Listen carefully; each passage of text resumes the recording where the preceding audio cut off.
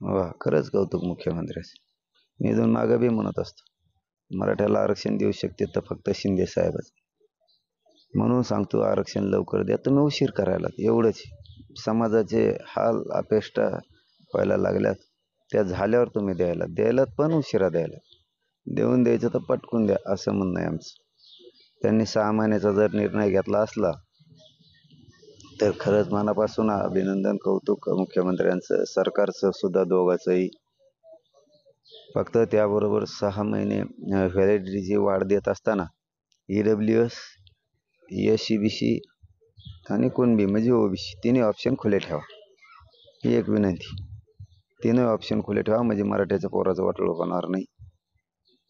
आणि 6 महिन्याची व्हॅलिडिटीची त्यांना मुदत वाढ द्या. आज त्यांच्याजवळ साधी कुणबीची चिठ्ठी जरी असली त्याच्यावर द्या, त्याला सांगा 6 महिन्यांनी व्हॅलिडिटी आणून दे. आणि सरकारनं हे केल्याबद्दल त्यांचं कौतुक. आता राहिलं ज्या मराठ्यांची नोंद सापडली त्या मराठ्याला मागेल त्या मराठ्याला कुणबी प्रमाणपत्र द्यायचं, हाही मार्गी काढा. तिन्ही गॅजेट लागू करा लवकर.